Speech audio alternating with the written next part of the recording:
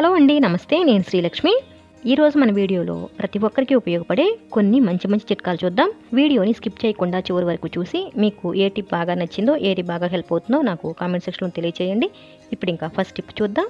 మనం కొబ్బరికాయలు తెచ్చుకున్నప్పుడు ఇలా కొబ్బరి పీచు అయితే ఉంటుంది కదండి, ఆ కొబ్బరి పీచుని పడేయకుండా మనం ఈ విధంగా ఉపయోగించుకోవచ్చు. ముందుగా కొబ్బరి పీచుని ఈ విధంగా విడదీయాలి. ఇప్పుడు ఇంకా దీన్ని చక్కగా మన ఇంట్లో మొక్కలు ఉంటాయి కదండి, మొక్కలకి ఈ విధంగా పెట్టేసి నీళ్లు పోస్తే మనకి సమ్మర్లో మట్టి అనేది త్వరగా ఆరిపోకుండా ఉంటుందండి. కొబ్బరి పీచు మొక్కలకి బలం కూడా కదా. మినిమం ఇంట్లో ఇలా మనీ ప్లాంట్ అని, తులసమ్మని, తమలపాకు అలాంటివి ఏదో ఒకటి చిన్న చిన్న పూల మొక్కలు కానీ ఏవో ఒకటి ఉంటాయి కదా.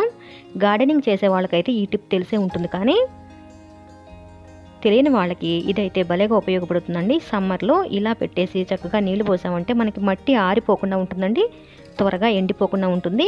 మొక్కకి ఎక్కువసేపు తేమ అయితే అందుతుందన్నమాట. మనం ఒక రోజు 2 రోజులు ఇంట్లో లేకపోయినా సరే మొక్కలు అనేవి వడిలిపోకుండా ఉంటాయి. తప్పకుండా ట్రై చేయండి. ఇప్పుడు ఇంకా సెకండ్ టిప్ చూద్దాం. మీరు కూడా నాలాగే ఇలాంటి ఓల్డ్ మోడల్ గ్రైండర్ అండి, అంటే పత్రం గ్రైండర్ ఉంటుంది కదా, దీని కనుక యూజ్ చేస్తున్నట్టయితే ఈ టిప్ భలేగా పనిచేస్తుందండి. గ్రైండర్ని కడిగేటప్పుడు ఇలా స్టీల్ పీచుతో రుద్దితే మనకి ఆ ఎండిపోయిన పిండి అది ఉంటే ఈజీగా వచ్చేస్తుంది. తర్వాత ఈ నీళ్ళని తోడడానికి నేనైతే గ్రైండర్ కొన్న ఫస్ట్లో ఇలా చేత్తోనే తోడేదాన్ని, తర్వాత ఒక చిన్న టీ గ్లాస్తో తోడేదాన్ని అండి. కానీ ఇలా 2 పద్ధతుల్లో ఎలా తోడినా సరే అడుగునైతే కొద్దిగా నీళ్ళైతే మిగిలిపోతున్నాయండి.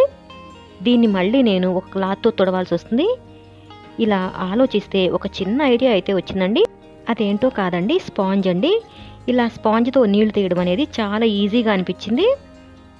చూడండి, ఒక్క నిమిషంలోనే గ్రైండర్ అంతా డ్రైగా అయిపోతుందండి. మనకి క్లాత్ వాడాల్సిన పనే ఉండదు, చాలా ఈజీగా వచ్చేస్తాయన్నమాట. చూడండి, మనం చక్కగా ఇలా తుడిచేసుకోవచ్చు. ఇక క్లాత్తో పని ఉండదు, మనకి నిమిషంలో ఆరిపోతుంది. నాకు ఈ పాత మోడల్ గ్రైండరే ఇష్టం అండి. తక్కువ టైంలో ఎక్కువ పిండిని చక్కగా రుబ్బుకోవచ్చు. ఇప్పుడు ఇంకా మనం థర్డ్ టిప్ చూద్దాం. ఈ టిప్ వచ్చేసి మన ఇంట్లోనూ, కబోర్డ్స్లో, అలాగే బీరువాలో కూడా కమ్మటి సువాసన రావడానికి ఒక మంచి టిప్ అండి. మనకి ఖర్చు లేకుండా ఈ టిప్ అయితే ట్రై చేయొచ్చు. మనకి శుభ్రమైన క్లాత్ కావాలండి. క్లాత్ని ఈ విధంగా చిన్న చిన్న ముక్కలుగా కట్ చేస్తున్నాను. మనకి ఎన్ని కావాలంటే అన్ని ఇంట్లో ఉండే పాత క్లాతుల్ని శుభ్రంగా వాష్ చేసి ఈ విధంగా కట్ చేసుకోవాలి. తర్వాత వచ్చేసి మనకు కావాల్సింది కంఫర్ట్ అండి. మనం బట్టలు ఉతికేటప్పుడు ఈ కంఫర్ట్ వేస్తే బట్టలు మంచి సువాసన వస్తాయని వాడతాం కదా. ఈ కంఫర్ట్ని ఇలా ఒక ప్లేట్లోకి తీసుకుంటున్నాను. అసలు వాటర్ అయితే వాడట్లేదండి, డైరెక్ట్గా ఇలా కంఫర్ట్ని ప్లేట్లో తీసుకొని ఈ చిన్న చిన్న పీసెస్ అన్నీ కూడా ఇలా తడిచేలాగా బాగా ఈ విధంగా కంఫర్ట్లో తడుపుకోవాలి. తర్వాత ఈ క్లాతుల్ని శుభ్రంగా ఎండలో ఆరబెట్టుకోవాలి. తడి అస్సలు లేకుండా చూసుకోవాలండి. బాగా చక్కగా పూర్తిగా డ్రై అయ్యేలాగా ఎండబెట్టుకున్న తర్వాత ఈ విధంగా ఫోల్డ్ చేస్తున్నాను. చూడండి, మనకు నచ్చిన విధంగా ఇలా ఫోల్డ్ చేసుకోవచ్చు. ఇప్పుడు ఇంకా దీన్ని ఒక్కొక్క పీస్ని తీసుకెళ్ళి మన షెల్ఫుల్లో, చిన్న షెల్ఫ్లో అయితే ఒకటి సరిపోతుందండి. కాస్త పెద్ద షెల్ఫ్ అయ్యి బట్టలు ఎక్కువగా ఉంటే కనుక ఇలా క్లాతులు 2 చొప్పున పెట్టారంటే బట్టలు మంచి సువాసన వస్తాయండి. ఖచ్చితంగా ట్రై చేయండి. ఇలా షెల్ఫ్లోనే కాకుండా బీరువాలో కూడా పెట్టుకోవచ్చు. బీరువాలో కూడా బట్టలు మనకి అప్పుడప్పుడు కొంచెం స్మెల్ అది వస్తూ ఉంటుంది కదా, ఈ క్లాతులు కనుక పెట్టారంటే బట్టలు మంచి సువాసన వస్తాయి. మనకి ఈజీగా 2 వారాల వరకు కూడా మంచి వాసన వస్తుందండి. ఇలా బెడ్షీట్లు, దుప్పట్లు పెట్టే షెల్ఫ్లో కూడా పెట్టుకోవచ్చు. ఇంకా మనం ఎప్పుడో కానీ వాడని ట్రావెలింగ్ బ్యాగ్స్ ఉంటాయి కదండి, ఆ బ్యాగ్స్ మనం మన అవసరమైనప్పుడు తీసి వాడాలంటే బ్యాగ్ లోపల కొద్దిగా వాసన వస్తుంది కదా, ఆ బ్యాగుల్లో కూడా ఈ క్లాత్ ఒకటి పెట్టారంటే మంచి వాసన అయితే వస్తుంది. తప్పకుండా ట్రై చేయండి. ఈ టిప్ చాలా బాగుంది కదండి. నచ్చితే తప్పకుండా వీడియోని లైక్ చేయండి. ఇప్పుడు ఇంకా ఫోర్త్ టిప్ చూద్దాం. ఈ టిప్ వచ్చేసి చూడండి, మనం లెగ్గింగ్స్ అవి కొన్నప్పుడు ఇటువంటి కవర్స్ వస్తాయి కదా, ఇది చక్కగా మనకి హ్యాంగ్ చేసుకునే విధంగా భలే బాగుంటుందండి. ఈ కవర్ అనేది అస్సలు పడేయద్దు. ఇలాంటి కవర్స్ వస్తే మాత్రం అసలు పడేయకుండా ఈ విధంగా ఉపయోగించుకోండి. నేనైతే ఈ విధంగా ఉపయోగించానండి. ఇదైతే అందరికీ ఉపయోగపడుతుంది. చూడండి, కబోర్డ్ లోపల వైపు అండి, లోపల వైపు ఈ విధంగా కవర్ని హ్యాంగ్ చేశాను. ఇది మనకి బయటికి కూడా కనిపించదు కాబట్టి నీట్గా ఉంటుంది. ఈ కవర్లో నేనైతే కరెంటు బిల్లులు, గ్యాస్ బిల్లు, ఇంకా పేపర్ బిల్లులు లాంటివి ఏదైనా ముఖ్యమైన విజిటింగ్ కార్డ్స్ లాంటివి ఏమైనా ఉన్నా కూడా పెడుతున్నానండి. ఇది అందరికీ హెల్ప్ అవుతుంది. తప్పకుండా ఈసారి కవర్స్ పడేయకుండా ఇలా ట్రై చేయండి. ఇంకా మనం ట్రావెలింగ్లో అయితే లేడీస్కి ఈ విధంగా ఉపయోగపడుతుందండి. ఇలా కాకుండానే మనం బ్రష్లు, టంగ్ క్లీనర్లు, పేస్ట్లు పెట్టుకోవడానికి కూడా ఈ కవర్ అయితే భలే బాగుంటుంది. మనకి ట్రాన్స్పరెంట్గా కనిపిస్తుంది కాబట్టి లోపల ఏమున్నాయి కూడా మనకి క్లియర్గా తెలుస్తుంది. ఐడియా బాగుంది కదండి. ఇప్పుడు ఇంకా 5th టిప్ చూద్దాం. మనం బట్టలు ఉతకడానికి ఇలా సబ్బు కానీ, సర్ఫ్ కానీ, లేదంటే లిక్విడ్ కానీ యూజ్ చేస్తాం కదా. ఒక్కొక్కసారి అవి అయిపోతూ ఉంటాయి. మనకు తెచ్చుకోవడానికి టైం లేనప్పుడు మన పని ఆగకుండా ఈ టిప్ అయితే ట్రై చేయొచ్చండి. అదేంటంటే చూడండి, మనకి కావాల్సింది కుంకుడుకాయలండి. ఒక అర కేజీ కుంకుడుకాయలు తెచ్చి ఇంట్లో పెట్టుకున్నామంటే మనకి ఎమర్జెన్సీలో భలే ఉపయోగపడతాయి.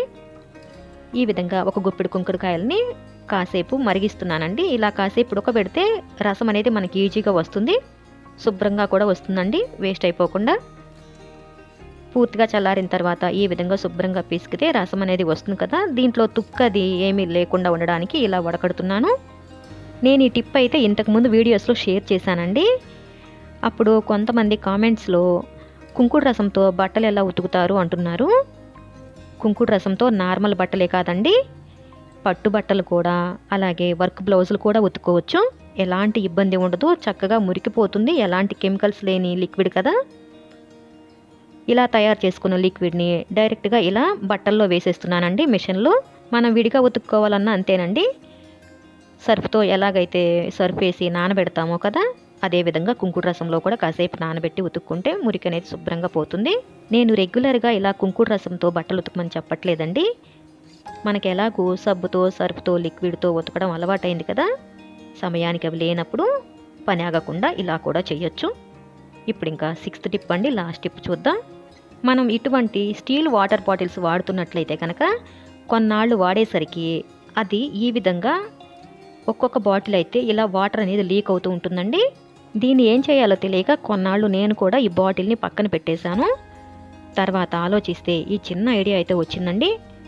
మనకి వాటర్ అనేది ఇప్పుడు అయితే లీక్ అవ్వట్లేదు.